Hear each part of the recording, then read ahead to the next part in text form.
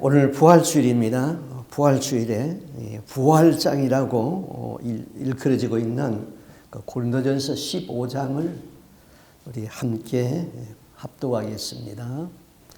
고린도전서 15장 1절에서 9절 말씀입니다.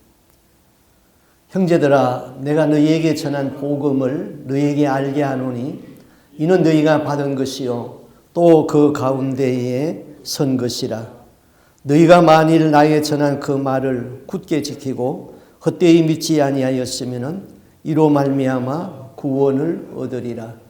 내가 받은 것을 먼저 너희에게 전하였노니 이는 성경대로 그리스도께서 우리 죄를 위하여 죽으시고 장사 지낸 바 되셨다가 성경대로 4일 만에 다시 살아나사 게바에게 보이시고 후에 12 제자에게와 그 후에 500여 형제에게 일시에 보이셨나니 그 중에 지금까지 대다수는 살아있고 어떤 사람은 잠들었으며 그 후에 야고보에게 보이셨으며 그 후에 모든 사도에게와 맨 나중에 만삭되지 못하여 난 자에 같은 내게도 보이셨느니라.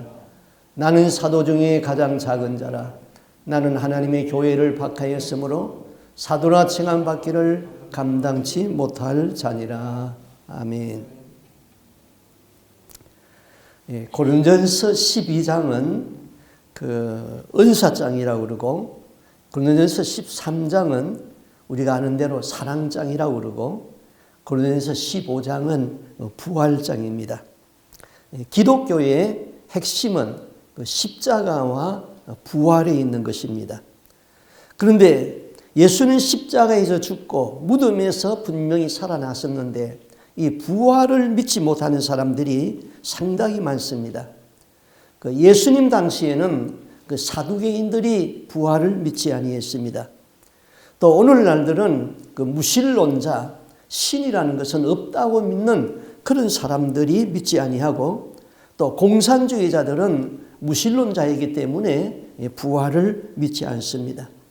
우리는 부활을 믿습니다. 만약에 그리스도인들이 교회는 나오지만은 나는 예수 그리스도가 부활한 것을 믿지 못하겠다. 나는 죽음으로 끝나는 것이지 죽음 이후에 부활이라는 것은 없다. 그렇게 믿고 있다면은 그 사람은 아직 구원받지 못한 사람인 것입니다. 불트만이라는 유명한 신학자가 있습니다. 그런데 이분이 부활에 대하여서 아주 결정적인 실수를 하게 됩니다. 그가 이렇게 말했어요. 기독교는 역사적 예수 그리스도로 말미암아 유래된 것이 아니고 초대교회로부터 비롯되었다. 그런 말을 했어요. 이게 무슨 뜻이냐 하면은 기독교는 십자가와 부활로 이루어진 종교인데 불트만은 그 십자가 부활로 말미암은 그 기독교가 예수로부터 시작된 것이 아니고 초대교회 때부터 사람들이 그렇게 믿었기 때문에 시작되었다 그랬습니다. 이 신학자라도 이런 귀신이 신학을 까먹는 그런 소리를 하고 있어요. 자, 신학교에서는 이런 쓰레기 같은 신학자들을 연구하면서 불투만 신학이라는 말을 붙였습니다. 우리는 성경을 읽어야 돼요. 불투만을 연구하는 그 시간에 성경을 읽는 것이 훨씬 더 복된 것이죠. 천국은 불투만 신학을 연구한 신학자가 가는 곳이 아니고 성경을 읽고 그 말씀을 실천하고 기도하는 성도가 천국에 가는 것입니다. 오늘 15장 3절에서 이렇게 말했어요. 사도 바울이 말했어요.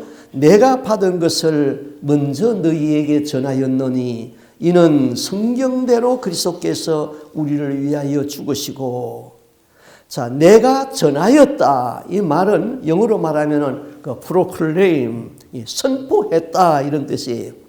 자, 예를 들면은 고대에 전쟁이 있습니다. 그러면은 국가와 국가 간에 이제 전쟁을 합니다. 백성들과 왕은 이 전쟁에서 승리를 했는가 패전했는가 소식을 기다리고 있습니다. 만약에 전쟁에서 승리를 했다면은 장군들이 패단병을 끌고 들어오고 전쟁 노획 물자를 가지고 들어올 것입니다. 전쟁에서 패전했다면은 이제 왕이 나가서 항복을 해야 되고 왕은 죽을 수도 있고 아니면은 많은 조공을 요구할 것입니다. 바쳐야 할 것입니다. 전령은 이 전쟁에 대한 승패의 소식을 달려와 가지고 확실하게 전해야 됩니다. 우리가 이겼습니다. 확실하게 전해야 되죠. 그러면은 백성들은 만세를 부르고 춤을 출 것입니다. 바울은 부활에 대하여서 확실하게 선포했다 이 말인 것입니다. 예수 그리스도는 우리의 죄를 위하여서 죽으시고 죽음에서 부활하셨습니다. 확실히 선포했던 것입니다. 부활이 없는 기독교는 있을 수가 없습니다. 부활을 믿지 못하는 그리스도인들이 있다면 구원받을 수가 없습니다. 요한복음 1장 12절에서 영접하는 자 그 이름을 믿는 자들에게는 하나님의 자녀가 되는 권세를 주셨나니 그랬습니다. 여기 영접한다는 말은 예수 그리스도를 나의 구원자로 받아들인다는 것이죠. 이거는 배워서 지식으로 되는 것이 아닙니다. 머리로 이해되었기 때문에 수긍한다는 것이 아니죠. 영접한다는 것은 지적으로 정서적으로 받아들이고 의지적으로 내가 행한다는 것이 다 포함되어 있습니다. 이것은 성령으로 말미암아서 믿어지고 가슴으로 받아들여지고 행하는 것이에요. 그때부터 내가 하나님의 자녀가 되고 창조주 하나님 아버지를 아버지라고 아바 아버지라고 친아버지라고 부를 수 있게 되는 것이죠. 바울이 고린도에 가가지고 복음을 전했습니다. 그들은 바울이 전한 복음을 믿었고 바울이 전하는 복음을 받아들이고 예수를 영접했습니다. 그래서 바울이 이렇게 말합니다. 오늘 읽은 2절 말씀. 너희가 만일 나의 전한 그 말을 굳게 지키고 헛되이 믿지 아니하였으면 이로 말미암아 구원을 얻으리라. 자, 나의 전한 그 말을 굳게 지키고 헛되이 믿지 아니하였으면 이것으로 말미암아 구원을 얻으리라. 자, 우리가 다 예배당에 나와서 예수 믿습니다. 그런데 이 믿음의 궁극적인 목적은 우리가 마지막에는 죽어서 천국에 들어가는 것입니다. 물론 이 세상에 있을 적에 예수를 믿으면은 사업이 잘 된다. 예수를 믿으면은 자녀들이 복을 받는다. 예수를 믿으면은 병 고침을 받는다. 이거 다 부수적인 거예요. 그런 일이 있을 수도 있어요. 또 그렇게 잘 되어져요. 그러나 궁극적인 목적은 내가 마지막 죽음에서 부활하여서 영생의 천국으로 들어간다. 그것이 궁극적인 목적이에요. 그런데 그 궁극적인 구원의 목적을 과거와 현재와 미래로 나눌 수가 있습니다. 첫째, 우리는 이미 과거에 구원을 받았습니다. 내가 예수 그리스도를 믿었고 영접하였으면 이미 구원을 받았어요. 하나님의 자녀가 되었어요. 사망에서 생명으로 옮겼어요. 이거는 과거적 구원이에요. 두 번째는 현재적 구원인 것입니다. 과거에 얻은 구원이 계속 유지되어 가는 것입니다. 내가 과거에 구원받았다고 오늘을 아무렇게나 살면 안 되는 거예요. 두렵고 떨림으로 나의 구원을 현재에도 이루어나가는 것이죠. 그건 세 번째는 미래적인 구원인 것입니다.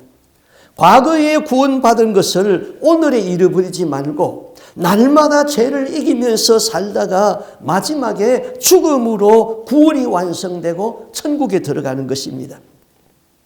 과거에 내가 구원을 받았다고 오늘에 자만하거나 방종하면은 그 구원을 잃어버리는 거예요. 자, 교단 중에 기쁜 소식 선교회라는 그런 교단이 있어요. 그것을 줄여서 우리는 구원파라고 그럽니다. 구원파에서는 이렇게 가르칩니다. 예수 그리스도가 십자가에서 나를 대신하여서 죽음으로 나에 임한 모든 저주는 다 가지고 갔다. 한 번 구원을 받으면 영원한 구원이다. 구원받은 이후에 짓는 죄는 내 육체가 죄를 짓는 것이지 내 영은 죄를 짓는 것이 아니다. 그러므로 나는 구원받았다. 할렐루야, 감사합니다. 이게 제대로 가르친 것입니까? 아니에요.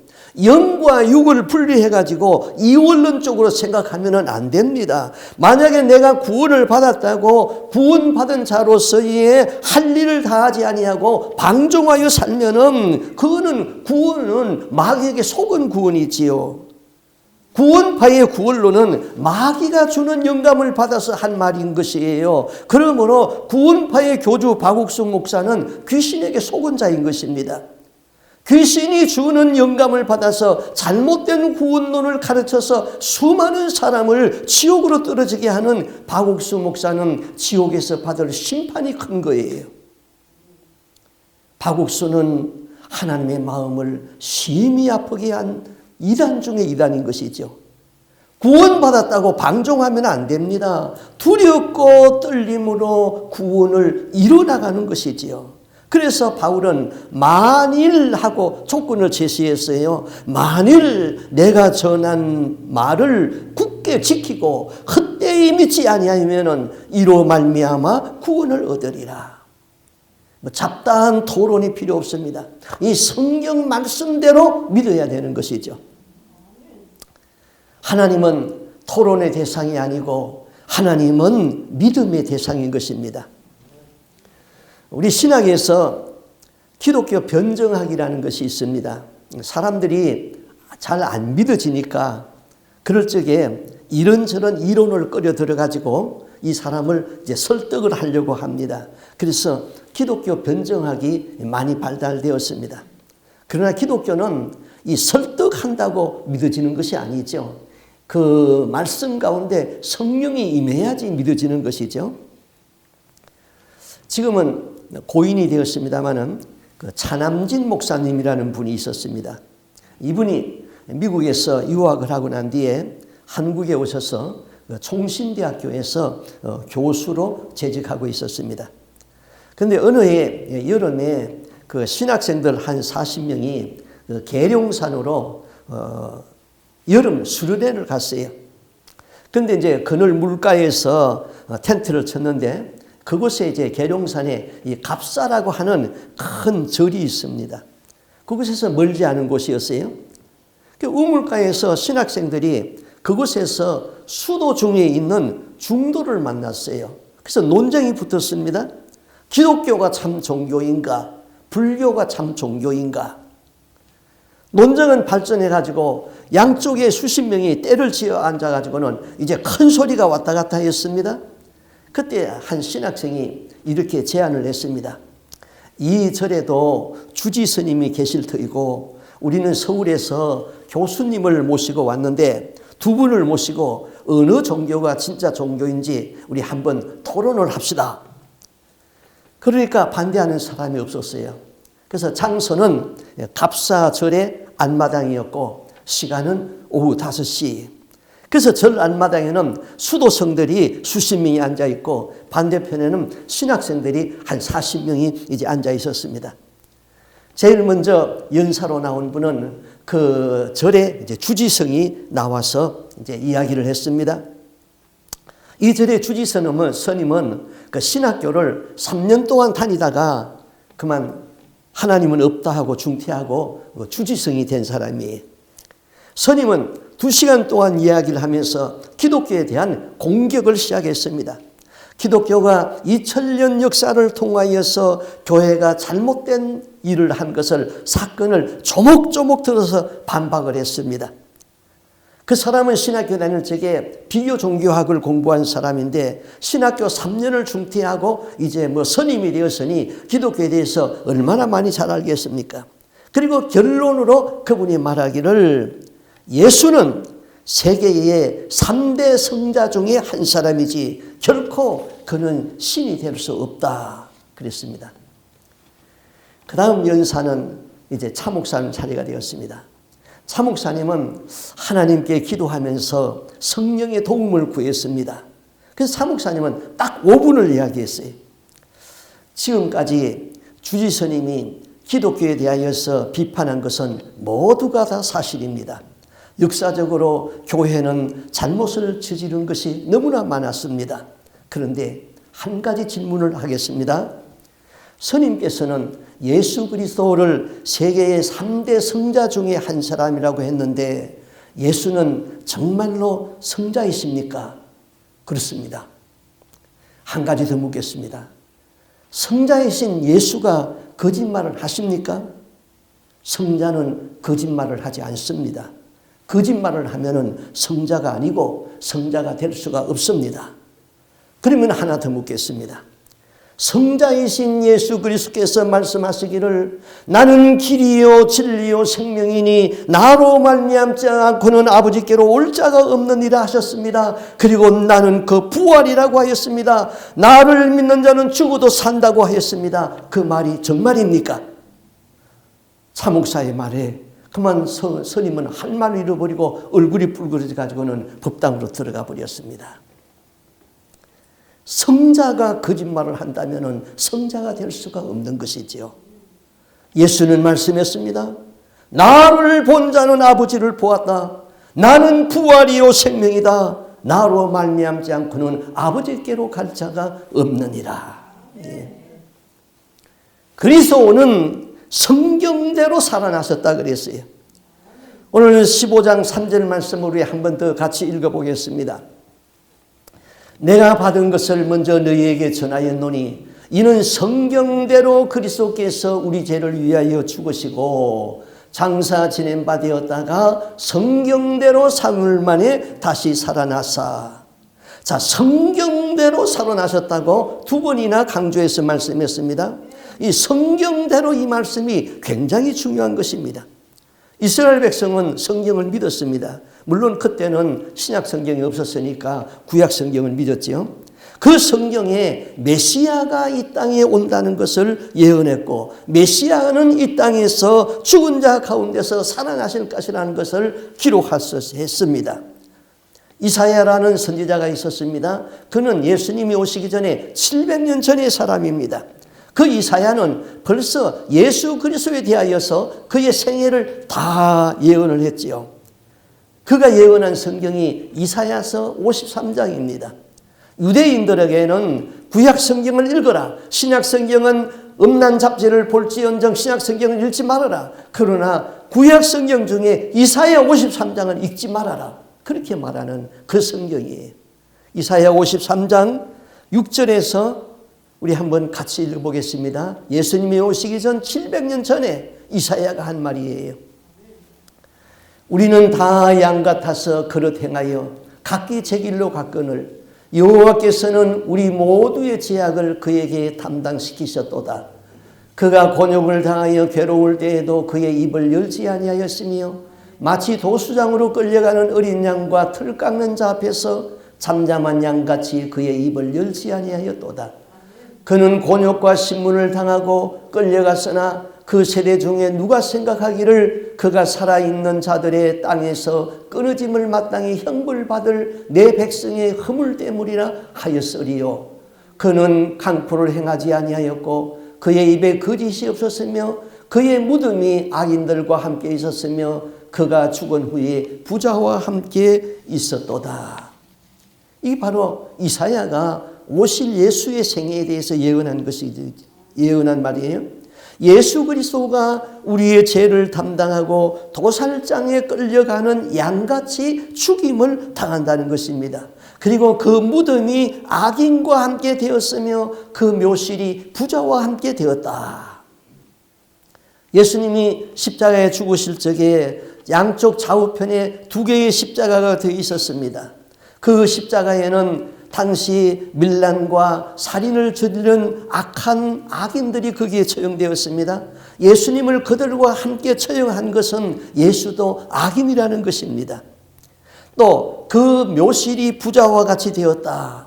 예수님이 죽었을 적에 아리마대 사람 요셉이 그 시체를 인수해 가지고 자기의 무덤에 장사했다고 그랬죠. 아리마대 사람 요셉은 부자였습니다.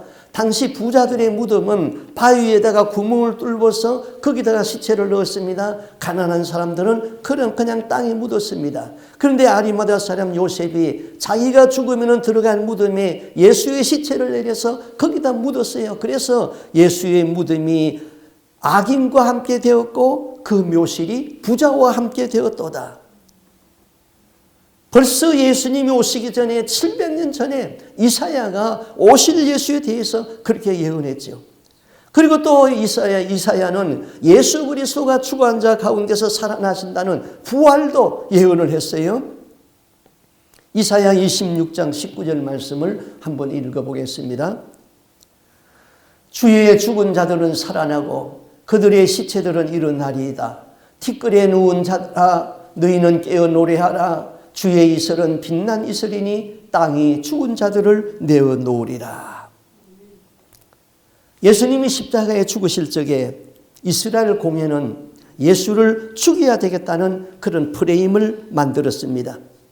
자, 예수를 죽일 적에는 죄를 만들어 가지고 그 다음에 거짓 증인들을 매수해 가지고 빌라도가 예수를 신문하고 이 사람에게서 죽일 만한 죄를 찾지 못하였다 하면은 밀란을 일으킬 기세를 보여가지고 당신이 예수를 석방하면은 당신은 가이사의 충신이 아닙니다 하고 소리치도록 그렇게 다 프레임을 만들었습니다. 이것은 대제사장이 만든 프레임이었죠. 자, 요한복음 19장 4절에서 빌라도가 예수를 신문하고 이렇게 말합니다. 빌라도가 다시 밖에 나가 말하되 보라 이 사람을 데리고 너희에게 나오나니 이는 내가 그에게서 아무런 죄도 찾지 못할 것을 너희에게 알게 하려 하노라. 그때 대제사장에 매수당한 백성들이 이렇게 소리를 칩니다. 이러므로 빌라도가 예수를 놓으려고 힘썼으나 유대인들이 소리질러 가로되 이 사람을 놓으면은 당신은 가이사의 충신이 아닙니다. 무릇 자기를 왕이라고 하는 자가 가이사를 반역하는 것입니다. 자, 그런 프레임을 만들어서 예수는 죽었습니다. 역사적으로 공산주의자들은 이런 프레임을 잘 만듭니다. 그래서 프레임을 만들고 반대자들을 죄를 뒤집어 씌우고 죽이는 것이죠. 정치인들이 그런 프레임을 잘 만듭니다. 정권을 잡기 위하여서 언론이 거짓 뉴스를 만들어냅니다. 거짓말도 계속하게 되면 진짜같이 되어버립니다. 그것이 바로 공산주의의 수법인 것이죠. 예수님은 하나님이십니다. 우주를 다스리고 심판하십니다. 하늘의 천사와 천군의 군단을 천사를 불러내려 가지고 올 수 있는 능력의 하나님이십니다. 예수님이 십자가에서 불적 때려 내려가지고 그들을 못 박는 자들을 다 불러 심판할 수 있는 분입니다. 그런데 왜 십자가에서 뛰어내리지 못하고 그냥 억울하게 죄를 다 뒤집어 쓰고 십자가에서 처형당합니까? 이유는 하나입니다. 자, 빌라도가 보낸 하속들이 예수님을 체포하려고 할 적에 예수님의 제자 베드로는 칼을 가지고 있다가 그 칼을 휘둘렀습니다. 그때 예수님이 뭐라고 말해요? 베드로에게 이렇게 말합니다. 같이 한번 읽어볼까요? 마태복음 26장 52절입니다. 이에 예수께서 이르시되 네 칼을 도로 칼집에 꽂아라. 칼을 가지는 자는 다 칼로 망하느니라. 너는 내가 내 아버지께 구하여 지금 12군단 더 되는 천사를 보내시게 할 수 없는 줄 아느냐? 내가 만일 그렇게 하면 이런 일이 있으리라 하는 성경이 어떻게 이루어지겠느냐 하시더라. 성경대로예요. 성경대로 예언되어진 것을 성취하는 거예요. 예수님은 하늘의 12군단이라고 그랬어요. 한 군단은 그 당시 로마의 조직법, 군대 조직을 그대로 이용했는데 로마의 군대 조직은 한 군단에 6,000명의 군사가 있어요. 그리고 그 후속 부대가 또 6,000명이 있어요. 그러면 하늘의 12군단이라면 어마어마한 천사의 세계를 말하는 거예요. 계시록에 보면은 천사 한 사람이 내려와서 한 대접을 쏟고 한 인을 떼고 그럴 적마다 이 지상에는 엄청난 변동이 일어나는 것입니다. 천사 하나의 권세도 그렇게 큰데 하늘의 12군단의 천사를 움직이는 그 주님께서 왜 권능을 쓰지 아니하십니까? 성경대로 이루기 하기 위해서지요. 예수님의 제자 가룟 유다는 예수님을 3년 동안 따라다니면서 진리를 들었습니다. 유다는 예수 공동체에서 아주 훈련을 받은 사람이에요. 자, 그는 천국에 들어가야 할 사도의 반열에 있는 사람이에요. 그런데 유다에게 마귀가 들어가 버렸어요. 그러니까 예수를 배신하고 은 30냥에 예수를 팔게 됩니다. 예수님은 그 유다에게 몇 번이고 자꾸 암시를 합니다. 나를 팔 자가 너희 중에 있느니라. 그가 지금 나와 함께 떡반죽 그릇에 손을 넣었다. 이런 사람은 태어나지 아니함만 못하다. 유다가 지금 바보라서 예수님이 하는 말을 모르고 있는 것입니까? 마음에 다 알고 있어요. 내가 예수를 배반하는 것을 벌써 예수님이 알고 있네. 나보고 하는 말이구만. 다 알고 있지만 시치미를 딱 떼는 거예요. 왜? 그 안에 귀신이 들어가서 해결을 못하게 하는 것이죠. 예수님은 끝까지 유다에게 회개하기를 기다렸습니다. 왜 하필이면 너냐? 나는 성경에 예언되어진 대로 가거니와 나와 함께하는 너는 참 신실했잖아. 그래서 내가 너에게 돈깨를 맡기지 아니했냐? 너는 진리에 대해서 아주 열정이 있었지. 그래서 가롯 땅 저 남쪽 유다에서부터 진리를 들으려고 갈릴리까지 오지 아니했느냐? 왜 하필이면 너냐?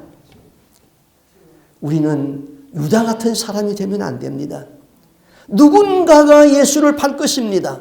가룟 유다가 아니면은 다른 사람이 예수를 팔 것입니다. 그것은 성경에 예언되어졌기 때문입니다. 우리는 하나님의 손에서 의의 도구로 쓰임을 받아야지 이 가룟 유다처럼 악의 도구로 쓰임 받으면 아니 된 것이지요. 그래서 예수님은 왜 하필이면 너냐?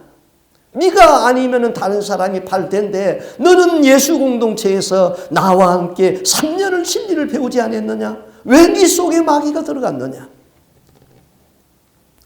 오래전에 영화로도 나오고 현대판 오페라로도 나온 그 뮤지컬이 있습니다. 그 제목이 지저스 크라이스트 슈퍼스타 그런 거예요. 이 뮤지컬의 이 마지막 부분에 이 성경에 없는 이야기예요. 그런데 성경적인 부분이 있어요. 아주 인상적입니다. 가룟 유다가 예수를 팔고 양심이 괴로워서 이제 자살을 했어요. 그런데 그 죽은 가룟 유다의 홀령이 되살아납니다. 홀령이 되살아나가지고 떠돌아다니면서 구슬피 우는 장면이에요. 그 유다의 홀령이 나타나서 울면서 이렇게 말합니다. Why didn't you tell me? 울면서 계속 말해요. Why didn't you tell me? 왜 내게 말하지 아니했어? 왜 내게 말하지 아니했어? 죽은 다음에 부활이 있다는 것을 왜 나에게 말하지 아니했어? 죽어서 부활할 줄 알았다면 내가 미쳤다고 예수를 팔아? 그런 이야기예요. 예수님은 이미 다 말씀했어요. 그때 뭘 하고 있다가 이제 와서 예수님이 부활하고 난 다음에 이렇게 후회합니까? 홀령이 나타날 만도 하잖아요.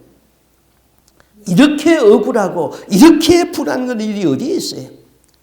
만약에 여러분이 지금까지 신앙생활을 했는데 죽어서 생명의 부활로 나오지 못하고 사망의 부활로 나와가지고 지옥 유황불의 심판을 받는다면 그렇게 억울한 일이 어디 있겠어요? 의용구용하지 마세요. 사람이 한 번 죽는 것은 정한이지요. 그 후에는 심판이 있으리라. 성경대로 이루어지는 거예요. 여러분, 천국과 지옥이 정말로 믿어집니까? 여러분의 세계의 관념입니까? 리얼한 진실입니까? 사람들이 관념의 세계로 천국과 지옥을 알고 있어요. 천국은 실제로 존재하는 거예요. 지옥이 실제로 존재한다는 것을 내가 알고 믿고 있으면 우리의 신앙이 이렇게 또 덤비지근할 수가 없어요. 지옥이 얼마나 무서운 곳인데요. 거기에 불구덩이에 들어가면 영원히 있어야 돼요. 나올 수가 없어요. 천국이 얼마나 아름다운 세계인데요. 거기에 그 영광의 세계를 알면은 우리가 이 세상에서 내가 어떻게 하면은 그 나라에 가서 이 영광스러운 상급을 받을까? 여기에 나의 온몸을 헌신하고 던질 수밖에 없어요. 사람들이 관념으로 생각하기 때문에 신앙이 이런 거예요.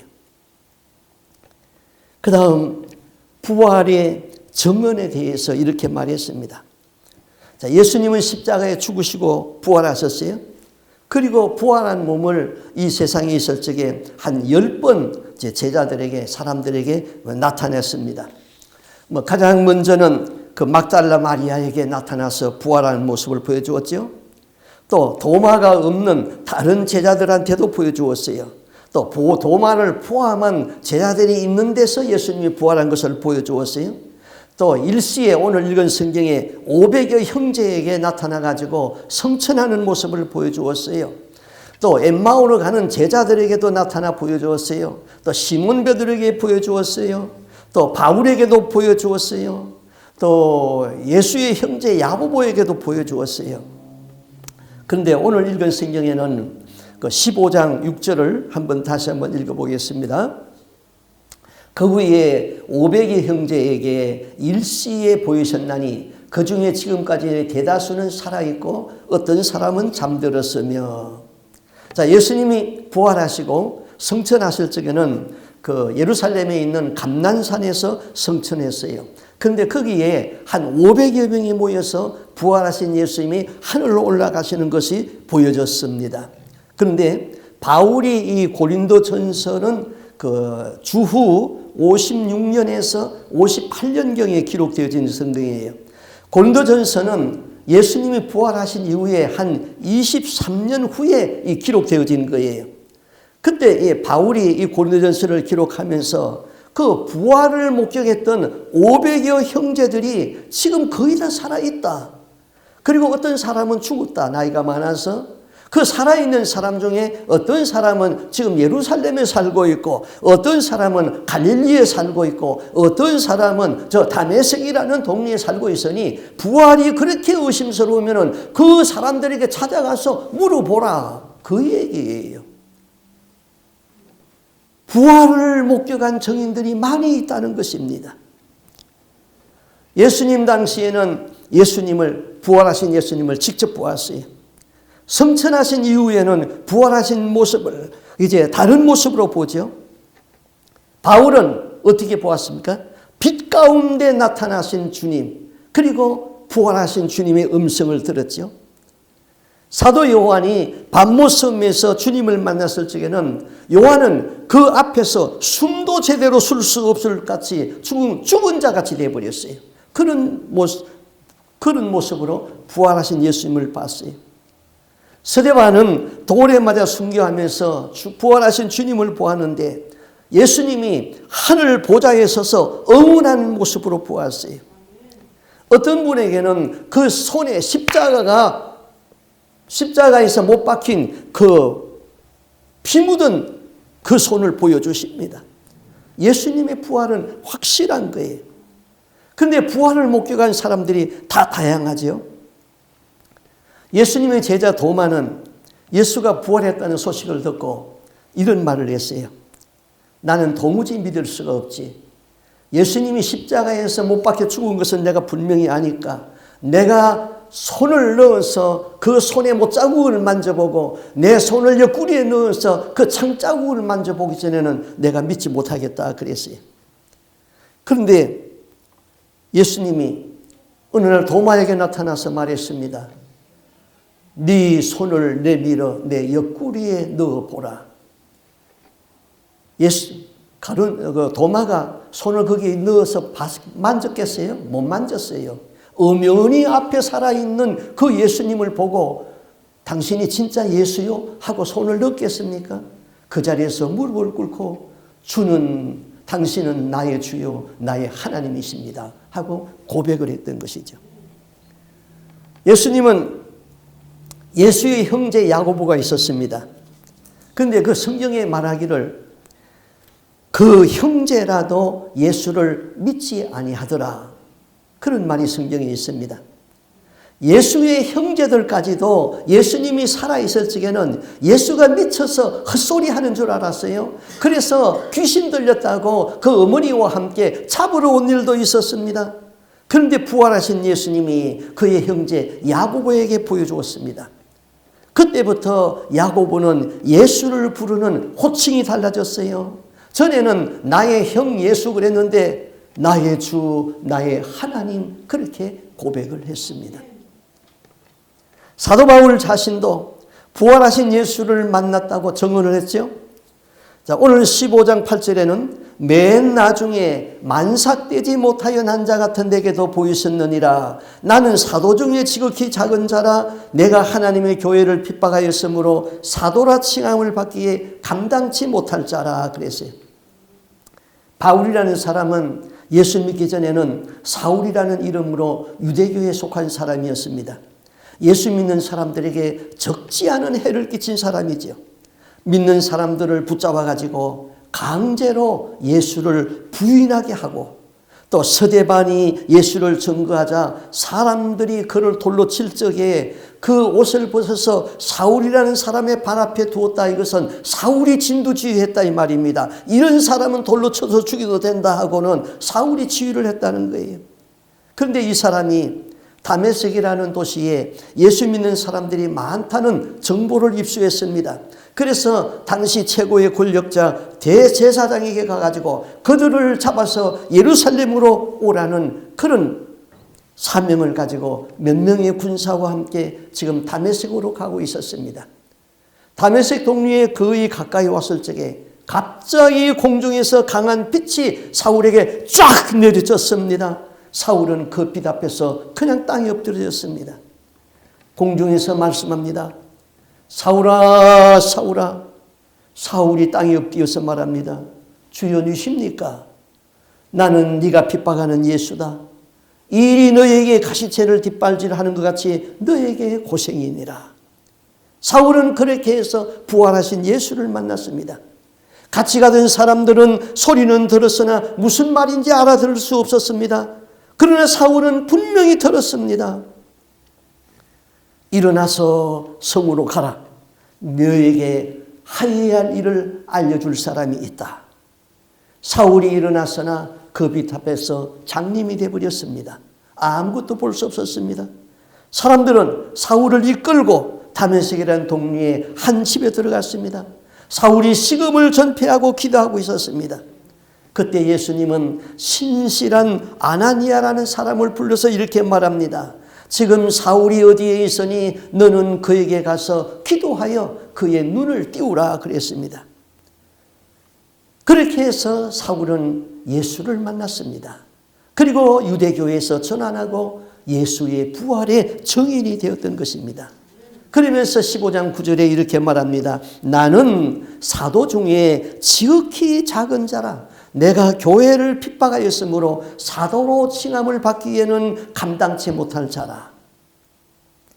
예수님의 12제자 중에는 비록 예수님을 의심한 도마도 있었고 예수님을 모른다고 부인한 베드로도 있었지만은 바울같이 예수님을 핍박하고 교회를 핍박한 사람은 없었습니다. 그래서 그는 나는 교회를 아주 잔멸시킨 그런 사람이었다. 내가 사도라고 부르기에는 너무나도 부끄러운 사람이다. 그래서 사도 중에 나는 작은 자라 그랬습니다. 그러면서 자기 자신을 나는 만삭되지 못하여 난 자와 같다 그랬습니다. 자, 만삭되지 못하여 난 자라는 말은 우리말로 말하면은 우리 사람이 정상으로 출산하게 되면은 10개월 만에 어머니 뱃속에서 나오잖아요. 그런데 미숙아로 태어나는 아이가 가끔 있어요. 7개월 만에 출산이 되면은 칠삭동이라고 불렀죠. 8개월 만에 출산이 되면은 팔삭동이라고 불렀습니다. 지금은 시설이 잘 되었기 때문에 인큐베이터에 넣어서 아기를 기릅니다. 그러나 옛날에는 미숙아로 태어난 사람은 무언가 부족했어요. 몸의 성장이 느리고 지능이 모자랐습니다. 바울은 자신을 보니 내가 미숙아였다. 내가 감히 미친 개 마냥 살아계신 하나님에게 도전하고 달라들다니 이게 모자라도 한참 모자라는 사람이었다 이 말입니다. 만삭되지 못한 자, 헬라어로는 액트로만이 그랬습니다. 이것은 혐오스러운 가지라는 거예요. 나무 중에 열매도 못 맺고 절반은 꺾여져 가지고 사람들에게 걸림돌이 되는 가지입니다. 베어버려야 할 가지입니다. 그런데 예수님은 그 가지를 베어버리지 아니하고 그거를 세워서 열매를 맺게 주었습니다. 만약에 바울이 예수 믿는 사람을 잡으러 다메섹으로 갈 때에 하나님이 벼락을 쳐서 죽였다면 할 말이 없는 거지요. 그런데도 하나님은 그를 참아주시고 오히려 그에게 은혜를 베풀어서 복음을 전하는 이방인의 사도로 세워서 사용했습니다.